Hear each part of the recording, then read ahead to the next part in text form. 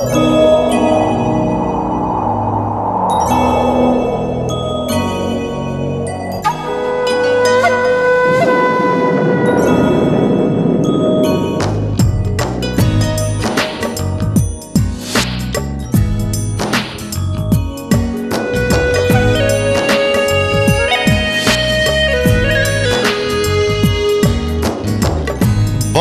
মন বল কে সুখী বল, কতটা মেঘে কতটা জল, কতটা সুখে কতটা ফাগুন, কতটা দুঃখে কতটা গুণ।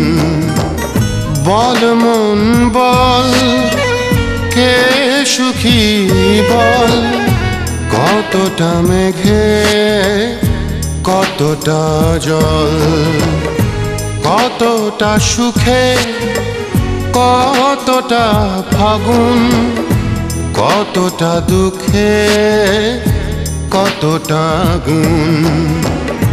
বল মন বল।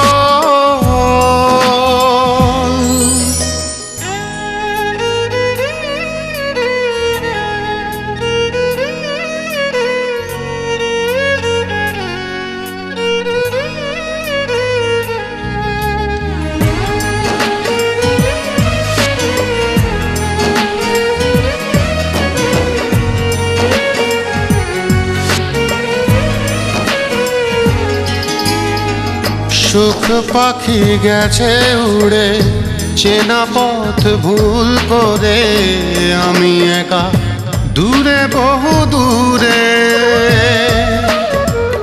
শ্রাবণ আকাশটা অভিমানী মনটা এক নদী হলো দু চোখে। কে যেন আমাকে একাকী রাখে। বল মন বল কে সুখী বল।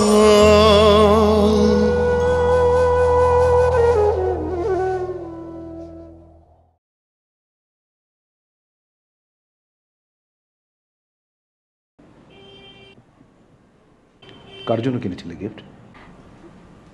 তা তো জানি না, তবে এটুক মনে পড়ছে যার জন্য কিনেছিলাম সে আমার খুব কাছের মানুষ ছিল, কিন্তু কে তা মনে করতে পারছি না।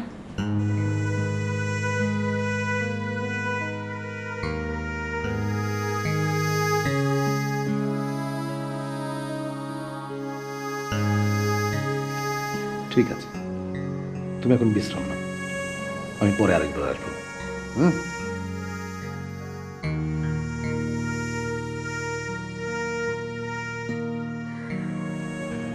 বাবা, কাঁদছো কেন তুমি?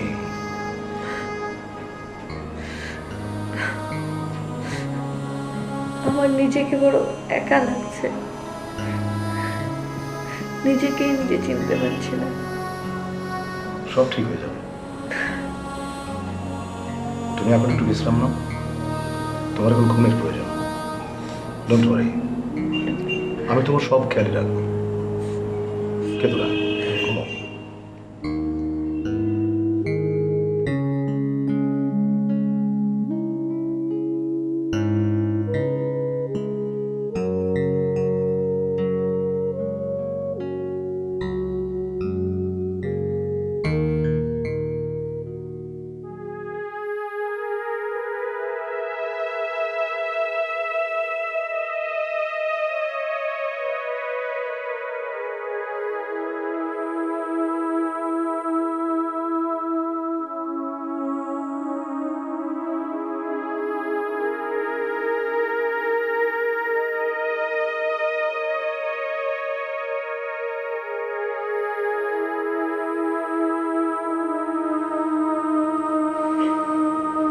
খালা, শান্ত বাবা, আমার মেয়েকে নিয়ে এলে না, আমি আর কোনো কিছু ভাবতে পারছি না। কাপড় সম্পাকে খুঁজে পেলি না তুই? মা, আমার সবগুলো চেনা জায়গায় আমি খুঁজেছি মা। তারপর কোথাও খুঁজে না পেয়ে আমি খালুকে জানালাম। খালুও বিপ্লব ভাইকে নিয়ে বেরিয়েছে, আর আমিও শান্ত অনেকগুলো জায়গায় খুঁজেছি। মা শোনো, তুমি চিন্তা করো মা, সম্পাপু নিশ্চয়ই ফিরে আসবে। শান্ত, এই অসময় বাড়িতে এলি, ভালো মন্দ কিছুই খাওয়াতে পারছি না বাবা। তুমি কি বলছো এগুলো বলো? আমি কি তোমার বাড়ির মেহমান? তোমার বাড়িতে যদি আমি কিছু একটা খাই তাহলে কি আমি তোমাকে বলে খাবো? খালা প্লিজ প্লিজ, তুমি আর কেতো না, তুমি একটু শক্ত হও। দেখবে এটা হয়তো বা অতটা টেনশন করার মতো কোনো ব্যাপারই না। শম্পা আপা ঠিকই ফিরে এসছে এবং আমরাই হয়তো বা খামাখা টেনশন করছিলাম। সেই ছোট থেকে শম্পা এতটা বড় হয়েছে, কখনো কোনো দিন ও নিয়মের বাইরে চলেনি। আজই প্রথম কোথাও গিয়ে ও ফিরে আসতে এত দেরি করছে। খালু কোথায়? সেও তো শম্পাকে খুঁজতে বেরিয়ে গেছে। ও আচ্ছা কাব্য, তুই খালার কাছে থাক, আমি একটু সজল ভাইয়ের কাছে যাচ্ছি। না না, আমার কাছে থাকার প্রয়োজন নেই। তোমরা বরং দুজনেই মেয়েটাকে খুঁজে দেখো কোথায় আছে। আচ্ছা ঠিক আছে কাব্য, চল। আচ্ছা মা, মা তুমি তুমি চোখে পানি মোছো তো মা। আমি বললাম তো সম্পাপনের কিচ্ছু হয়নি। তুমি এত ভয় পাচ্ছ কেন মা? থাকো, চল যাই।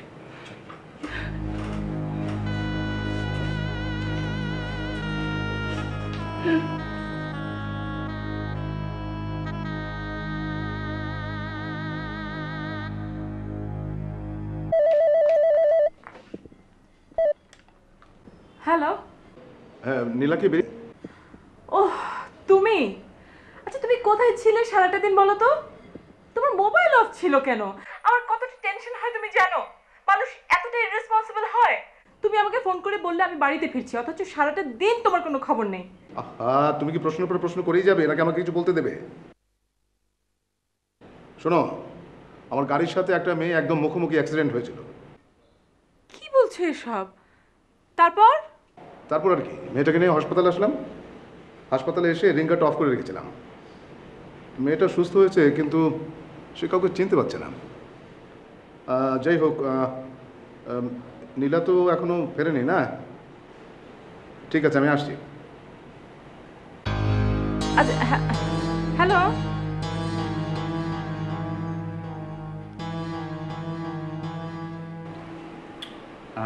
আছে তো, আর কেন দিচ্ছ? থাক না, আরেকটা নে। কদিন পরেই তো বিয়ে করছিস, তখন তো তোর বোর হাতের রান্নাই খাবি। আমার হাতের রান্না তোর তখন মজা লাগবে না, আর আমি তখন এরকম পাশে বসে খাওয়াতেও পারবো না। তুমি এসব পুরনো ধরনের কথা কেন বলো? বউ কখনো মায়ের জায়গা দখল করতে পারে? পারে পারে, যেই সুন্দরী বউ ঘরে আনছিস তার রূপেই তুই তখন আমাদেরকে ভুলে যাবি। ও মা, তুমি থামবে? দেখছি আমি।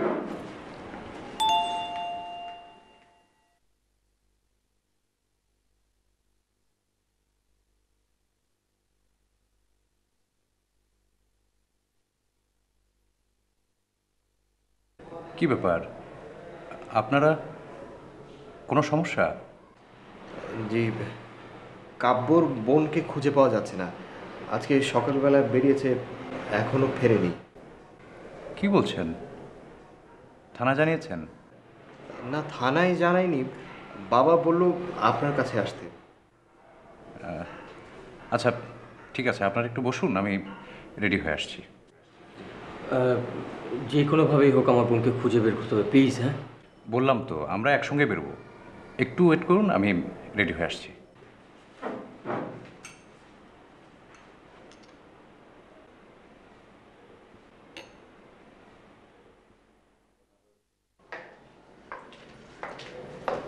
হাত মুখ ধুয়ে নিচে যাও, তোমার খাবার দেওয়া হচ্ছে। আমি খাবো না। নীলা বেরিয়েছে? না। একটা মেয়ে তোমার চোখের সামনে দিয়ে চলে গেল আর তুমি কিছু করতে পারলে না। তোমার মেয়ে যদি বেয়াদব না হতো তাহলে প্রয়োজনে আমি ওর কাছে হাত জোড় করতাম। দেখো মোহনা, তুমি তো জানোই নীলা একটু অন্যরকম মেয়ে। কি প্রয়োজন ছিল ওর দোষগুলো খুঁটিয়ে খুঁটিয়ে দেখবার? আশ্চর্য, তুমি আমাকে দোষ দিচ্ছ কেন? ও যখন বাড়ি ছেড়ে চলে যায় আমি সঙ্গে সঙ্গে তোমাকে ফোন করে জানিয়েছি। আর তোমার মেয়ে কেমন ধরনের সেটা তুমি খুব ভালো করে জানো। যে মেয়ে নিজের বাবাকে শ্রদ্ধা করে না সে অন্যকে কি করে শ্রদ্ধা করবে? থামো। তুমি খুব ভালো করে জানো নীলা খুব ফ্রাস্ট্রেটেড একটা মেয়ে। সংসারে ভালো মন্দ বলার অধিকার তো তার আছে। হুট করে তুমি সবগুলো কাজ বিদায় করে দিলে।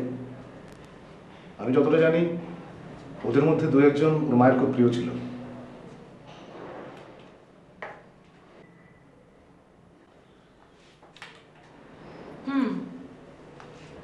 তো তোমার সংসারে নীলা এবং নীলার মাকে নিয়ে যখন এত সমস্যা তখন তুমি আমাকে বিয়ে করলে কেন? আমি কিন্তু তোমাকে ভালোবেসে বিয়ে করেছি এবং তোমার বর্তমানকে মেনে নেওয়ার চেষ্টা করছি, তোমার অতীতকে নয়। দেখো মোহনা, তোমার আমার মাঝখানে আমার একটি মাত্র মেয়ে, ওকে তোমার মেনে নিতে হবে।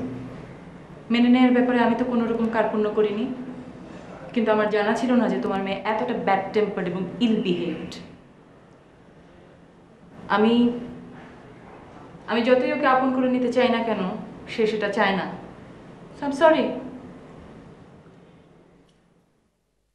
মোহনা প্লিজ, আর এক্সকিউজ দিও না তো, আমি ভীষণ ক্লান্ত। তোমার মেয়ে বাড়ি ছেড়ে চলে যাচ্ছে, তুমি সারাদিন কেন হসপিটালে বসে আছো আমি তো বুঝতে পারছি না। এমন কে তোমার গাড়ির সঙ্গে অ্যাক্সিডেন্ট করলো যে তুমি সকাল থেকে রাত পর্যন্ত ওখানে বসে আছো? তুমি থামো তো। না না, আমি তো জানি তুমি এক্সকিউজ দিও না, খামোখাই তুমি অ্যাক্সিডেন্টের এক্সকিউজ দিচ্ছ। তুমি তো নিজেই নিজের মেয়েকে ভালোবাসো না, আমি তো দূরের কথা। মোহনা, আমি জানি অ্যাক্সিডেন্ট কিছুই না। You are lying. I am not lying. I am not lying.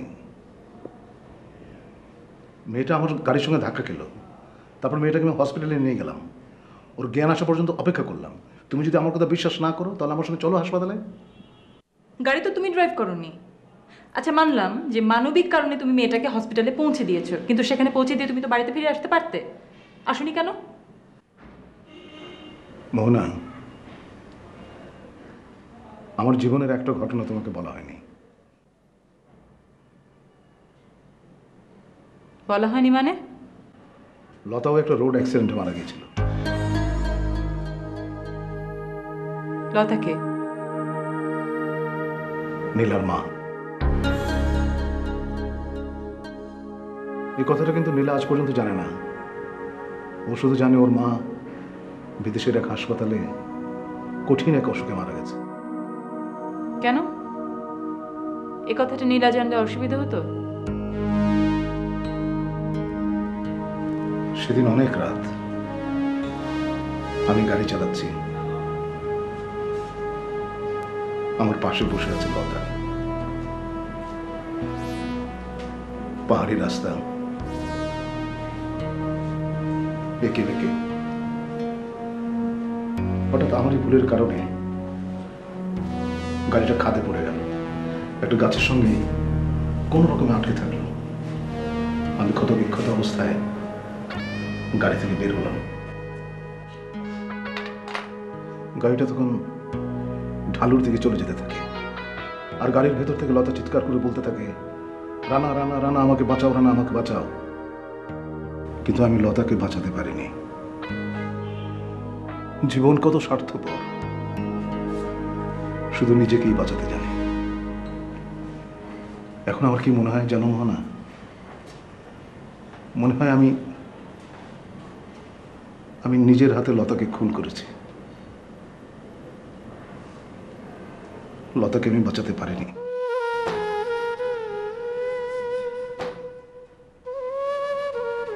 I'm sorry. I'm really sorry. Alright, তুমি একটা কাজ করো, নীলার বন্ধুদের বাড়িতে ফোন করে দেখো কোথায় আছে ট্রেসার। আমি ওর বন্ধুদের নাম্বার জানি না।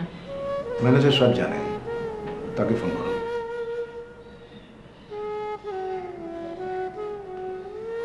দেখছি।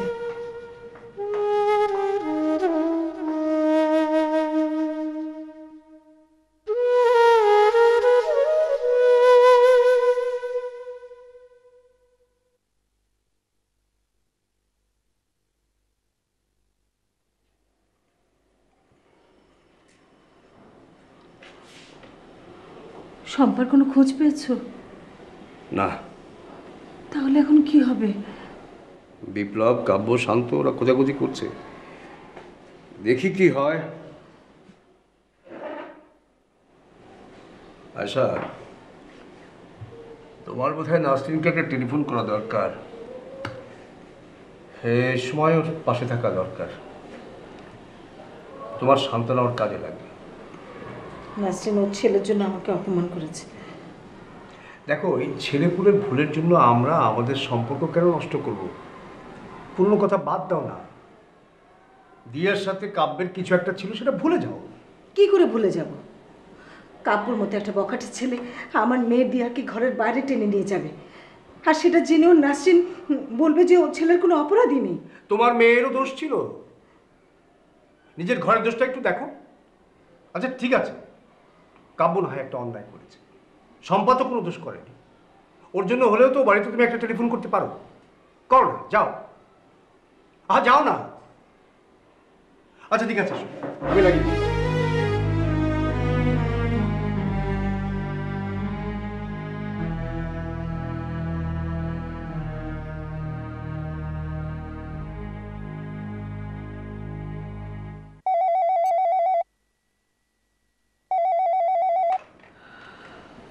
হ্যালো। হ্যালো, কে ভাই সাহেব? নাসরিন কেমন আছে? জি ভালো না, খুব কান্নাকাটি হচ্ছে। ও, কথা বলবেন? ফোন। কে? কথা বল।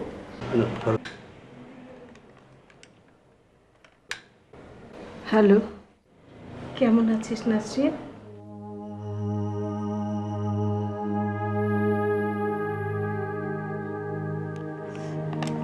চিন্তা করিস না, তুই একদম চিন্তা করবি না বোন। দেখিস শম্পাকে ঠিকই খুঁজে পাওয়া যাবে। আমার মন বলছে শম্পার কিচ্ছু হবে না।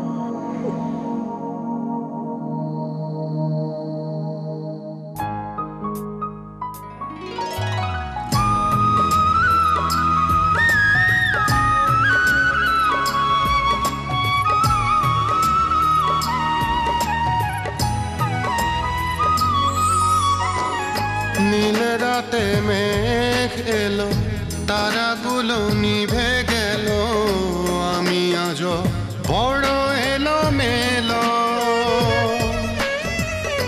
দক্ষিণ বাতাসটা কত চেনা মুখটা, ঝড় তোলে কেন এই বুকে,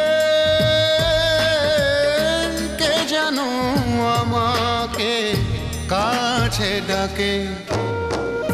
বল মন বল, কে সুখী বল, কতটা মেঘে কতটা জল, কতটা সুখে কতটা ফাগুন, কতটা